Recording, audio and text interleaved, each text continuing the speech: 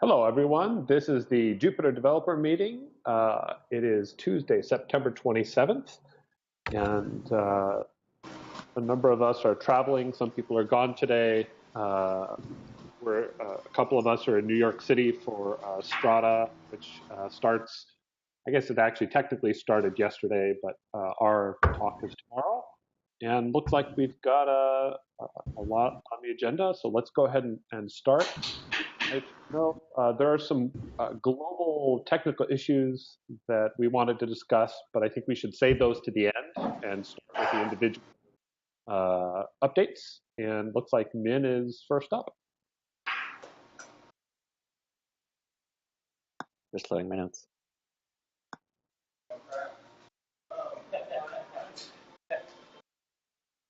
Yeah, so just a couple things for people to be aware of.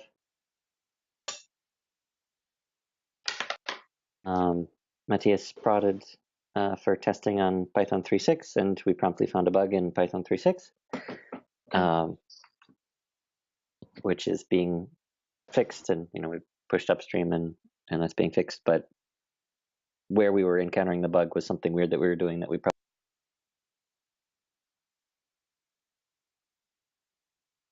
lose him.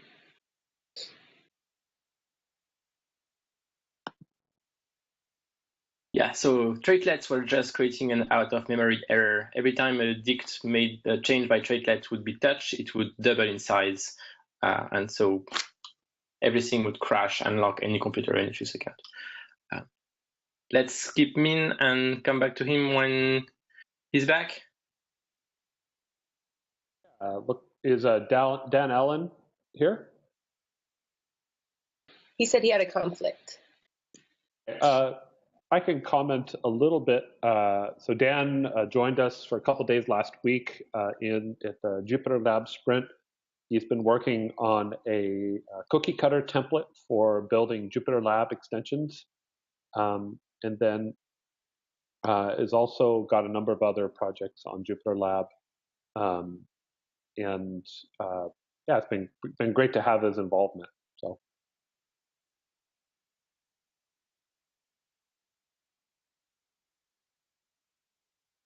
Next up, I guess we have Carol. Hey, everybody. I don't have a whole lot other than we've been working hard on Jupyter Hub 0.7 and getting some things documented and tested and getting a process. Oh, Carol, we lost your sound. That was my fault. Sorry about that.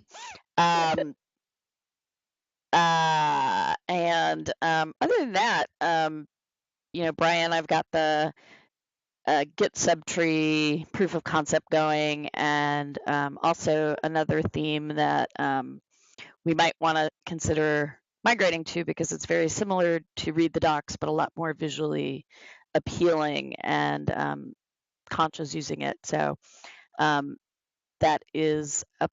And the only other question I had is there was a lot of interest at PyData Carolinas for dashboards and, as Gina mentions, the declarative widgets. And I was just curious, passing along feedback from the tutorial that they did and the questions that people brought up during the week. And that's it.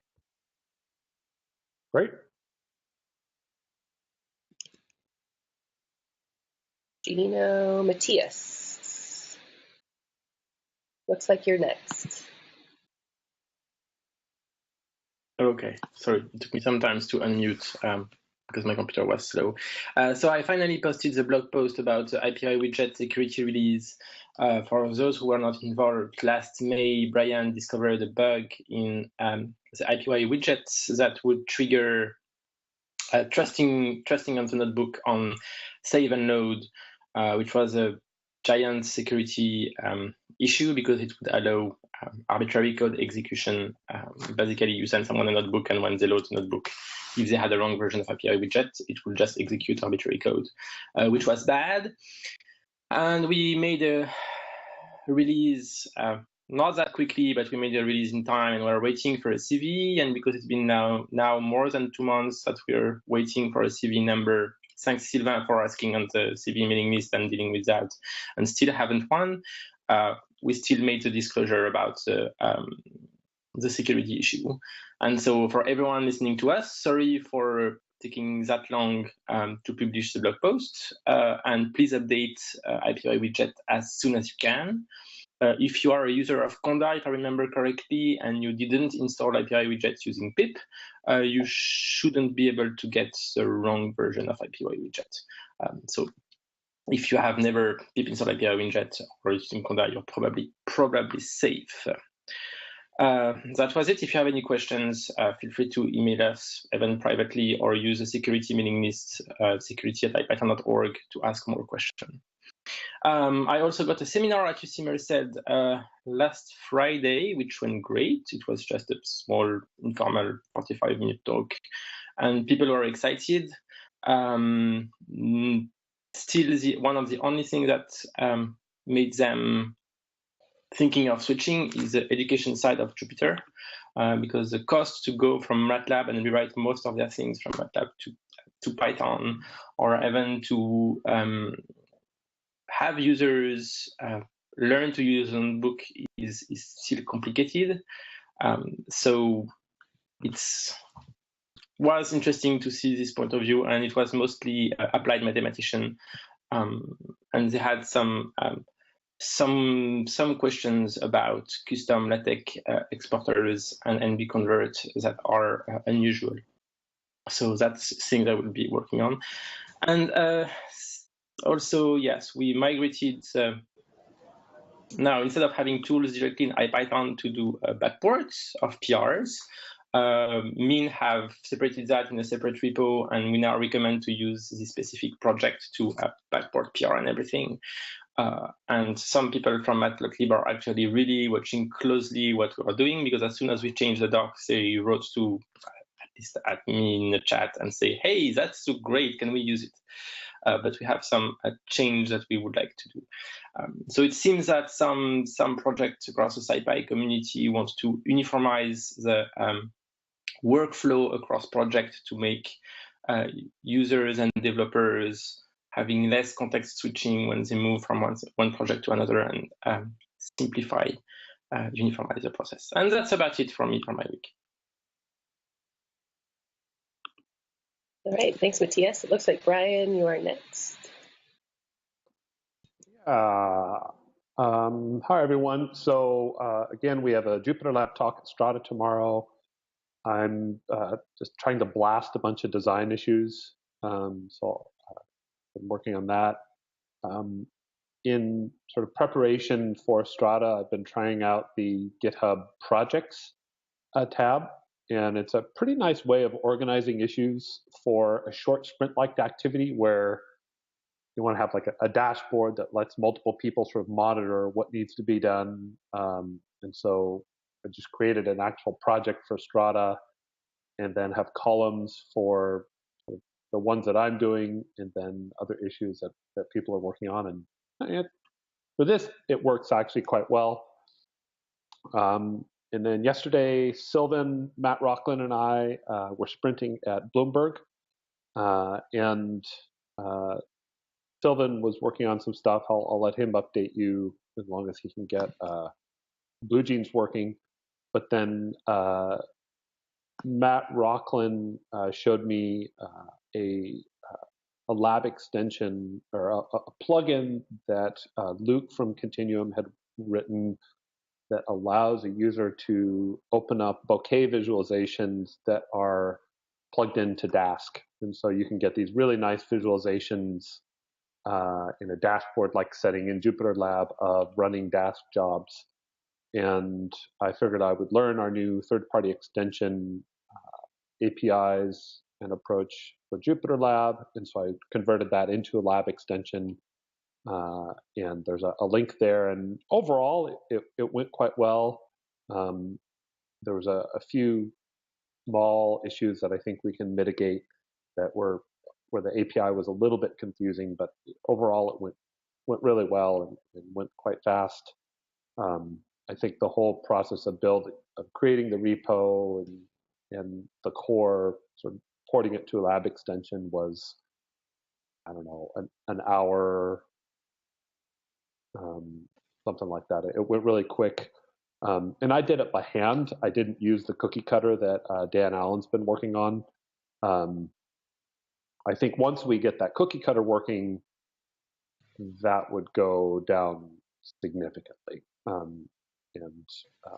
So I think that's it, other than the global issues up above I wanted to bring up. And looks like Peter's next.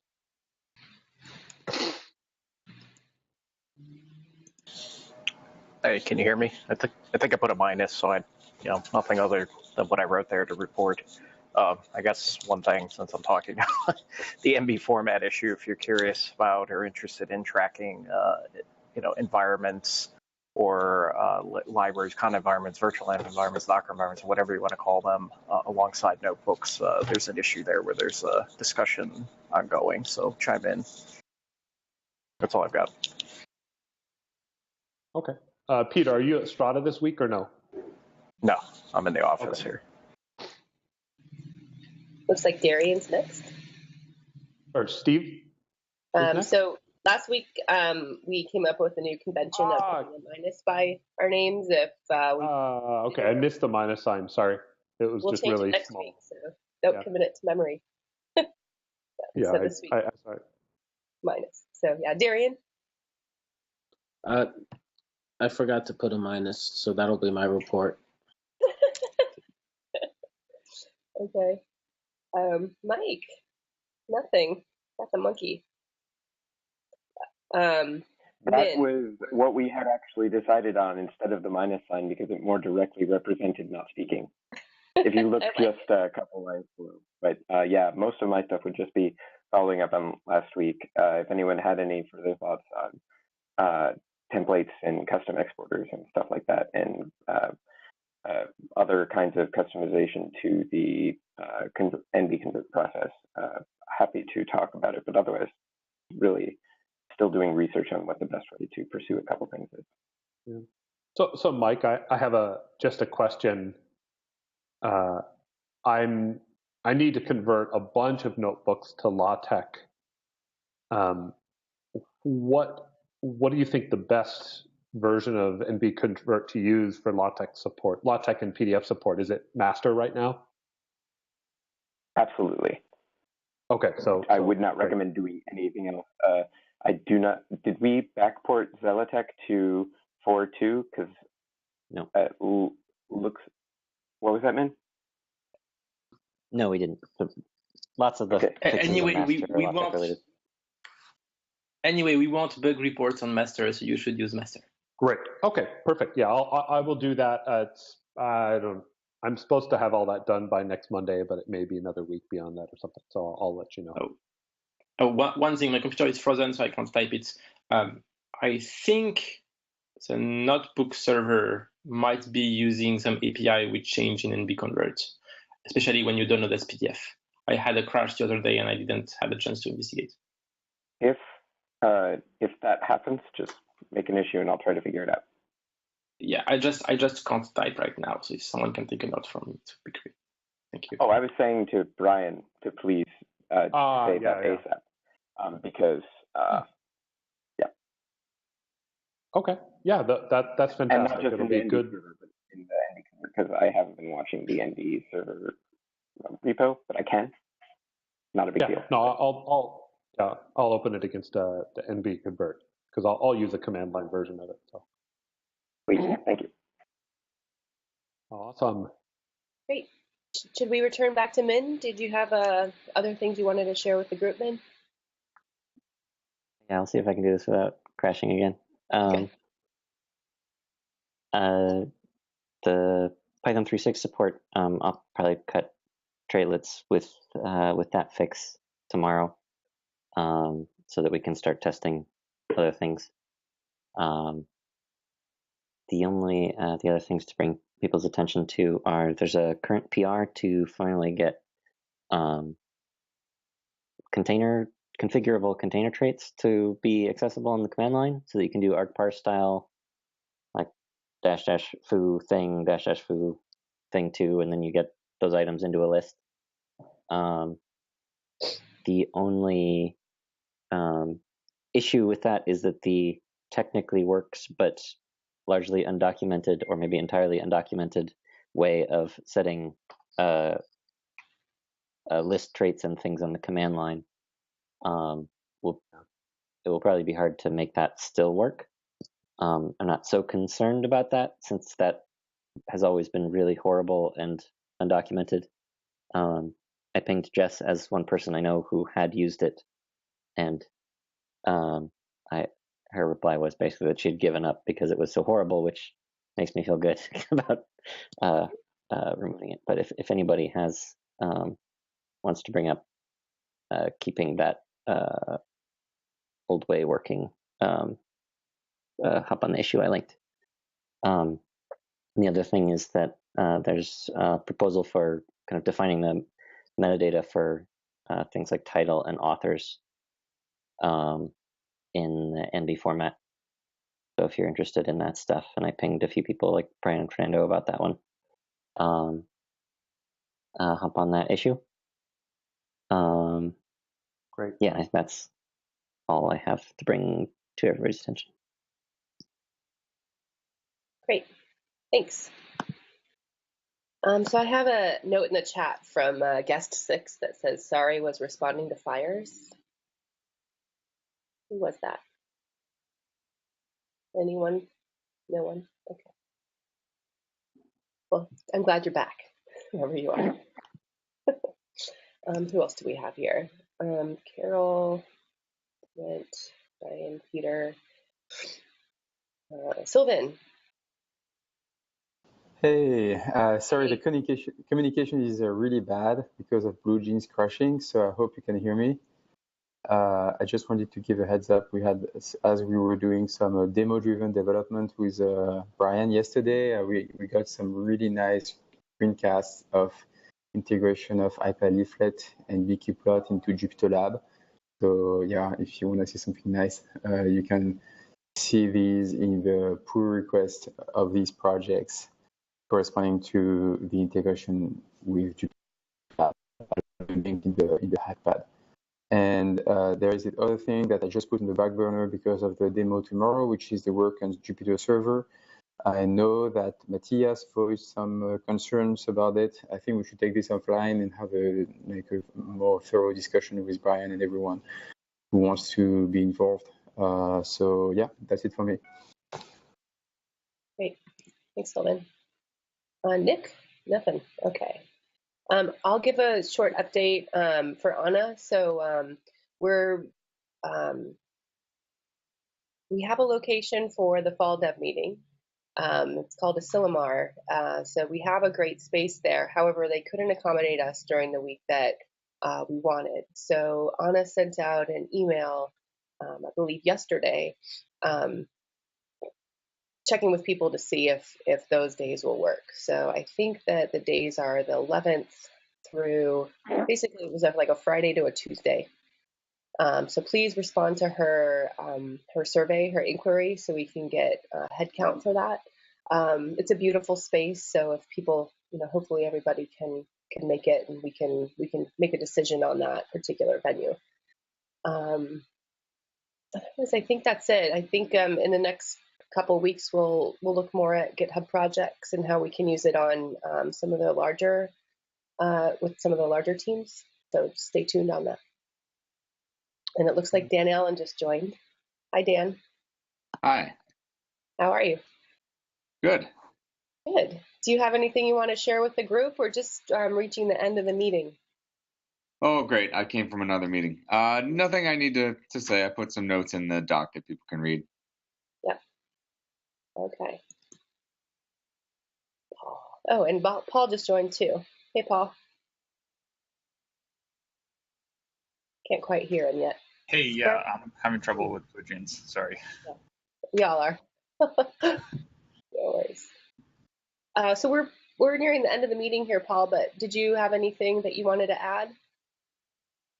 No, it was late today. Sorry about that. I'm wrapping up my launcher for Bryan's demo tomorrow. That's the only thing I want to let him know about if he wants to connect offline on that. Cool.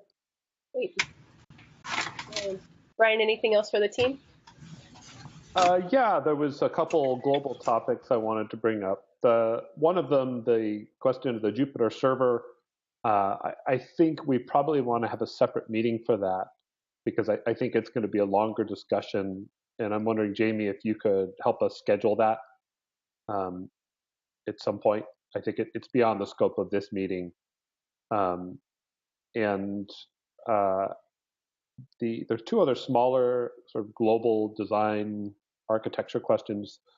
Had a really good talk with Kyle this last week, and two things came up. One is we're moving towards a model where custom output is rendered using custom MIME types. So, for example, we would have a custom MIME type for widgets, for bouquet, for Altair, for GeoJSON, and I think we need to standardize what we call those MIME types, even if we don't. So I don't think it's quite at the level of a message spec change, but we basically need different front ends need to agree on how we spell the different MIME types out. So if it's GeoJSON, what do we call that in Classic Notebook, Jupyter Lab, Interact, and other front ends? I've opened up an issue on that in the Jupyter client repo because that's where the message spec documentation is currently. I'm not sure if anyone, Min, do you have any thoughts on like where the best place for that is? Is it in the documentation of that repo? It's tricky. I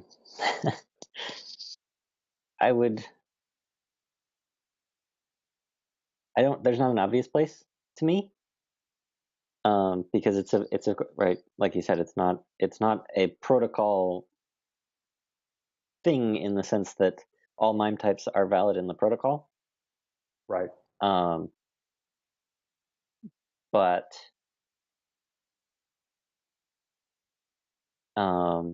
if someone was wondering, okay, how do I display things?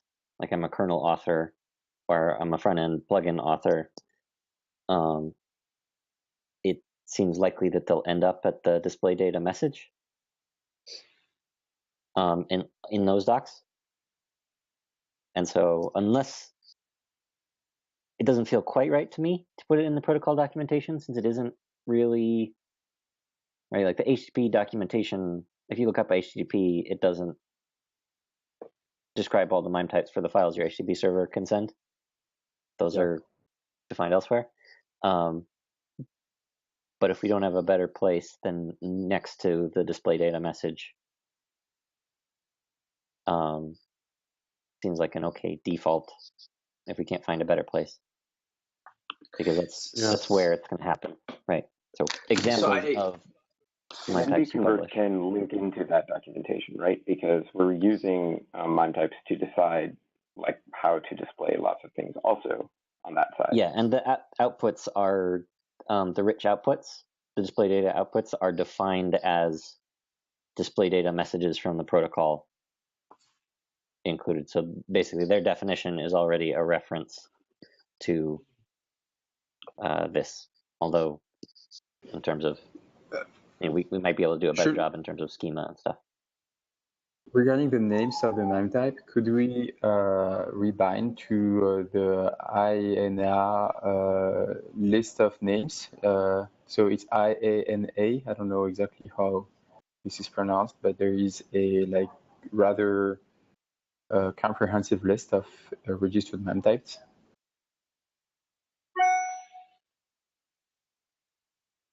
Yeah, but that won't include things like the Plotly JSON. I think no, but there are guidelines where you need to use a vendor prefix when you create a MIME type, which is application or application specific. And GitHub uses that, and Travis, everything uses that, where you have the VND prefix dot and then something. Yeah. Vendor. Okay. That's why you see VND everywhere in custom MIME type, because they're made, and there is guideline. It's not an enforcement, but there is a guideline. If you make something which is application specific, use this specific prefix. Version it this way so that application can know how to deal with vendor specific things. Okay. So then in addition to kind of all the standard MIME types, the things like the widgets MIME type that is currently used by the widgets, there's going to be somewhere for that kind of thing, like the widget MIME type, to go. Like these are a couple things that are defined specifically for use in this protocol. So it wouldn't be a list of like all MIME types ever. It would just be, like some of the custom things people are using. Sure. Yeah. I'd like it if we could at least document all the things that we're custom formatting on the output. So, I mean, I can just go through and add that. But like anything that we use, it would seem like actively in the code base to have a special meaning would seem to be a worthwhile thing to have, like at least included to the extent that we're using it. Yeah, and so far, the only custom MIME type in the notebook application is the widgets one, and Interact has two that they've defined. Right. It sounds like we should write these down somewhere. The biggest question is just where. So options. So there's the wiki of one of our repos. We could. Kyle mentioned having a standalone repo. We merge liberally, or we could put it in one of our actual docs. So I would include NB viewer in the loop, because for most notebooks that would have custom things, you want people to be able to register a custom renderer for NB viewer. Yeah. And so if a library wants to be rendered on NB viewer, I guess most library will want to, because HTML is the main way of sharing notebook usually. Say, hey, here, make a pull request on NB viewer that make your plugin available to require JS to whatever, I don't care. And it would register the MIME type with NB convert and NB viewer as a Python package with entry point. We can discuss that later. And then it will give an incentive to people to register their MIME types there and know which MIME types exist. And when we redeploy NB viewer, we can have a custom page that lists all the MIME types that NB viewer does enable or does not enable, and we know about. And say, hey, here is an up-to-date list. Because NB viewer is something dynamic that shows something to users, I think that would be a nice place to put that. So what about, I have a proposal that we create a wiki page in the Jupyter client repo to track these, and then link to that wiki page from somewhere in the documentation. We know that wiki page can tend to become out of date and abandoned really quick. So I would also put not... in the Jupyter docs, just like the general Jupyter project, the highest level. Jupyter docs. Yeah, that's kind of the most general place. Yeah, if there's a logical. Yeah, no, it is, because it is sort of front end and message spec, and kernels would know. Yeah, I'm fine with that. And unlike the Jupyter client repo, it's not versioned. It doesn't have releases. It's just reverted and it shows up. Okay, great. So I'll post a comment on that issue about that. I think that is everyone okay with that solution? It's as good as any. Works for me. That's good. And then one other issue that came up with Kyle is that basically how payloads are rendered in Friends. And the history here is that the payload message traditionally has been rendered in the thing that we call the pager, but the IPython kernel for a while has had a flag that on the kernel side routed question mark to output rather than payload. And so it was a kernel side configuration.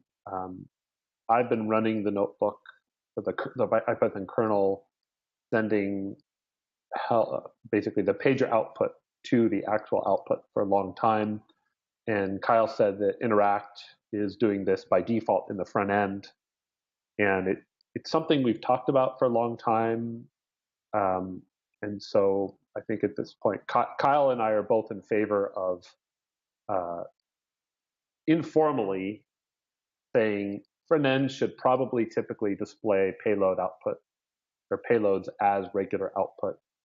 And the main reason for that is that you typically get a payload by writing code in a cell, like numpy.random.rand question mark, and by putting the output in the actual output of the cell, you make that notebook more reproducible.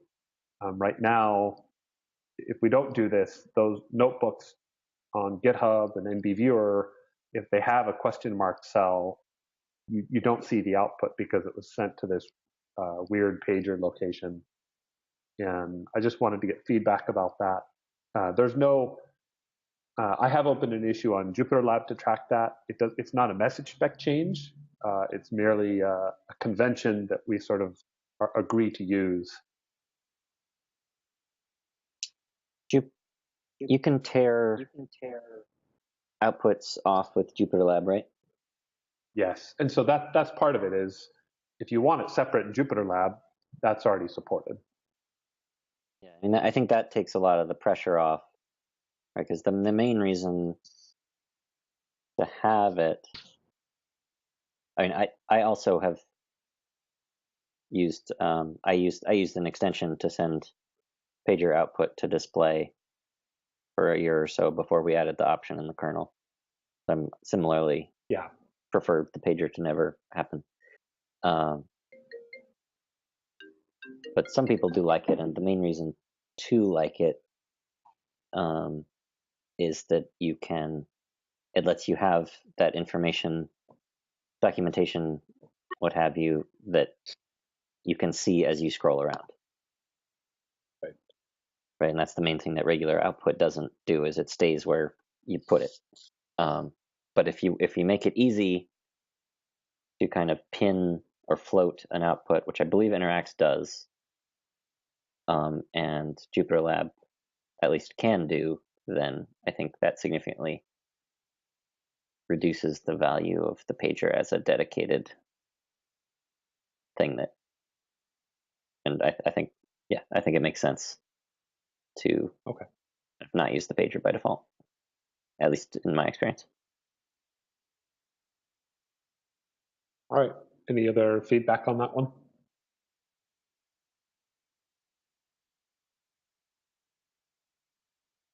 All right. I think that's all the extra issues. Does anyone else have things they want to bring up before we end the meeting?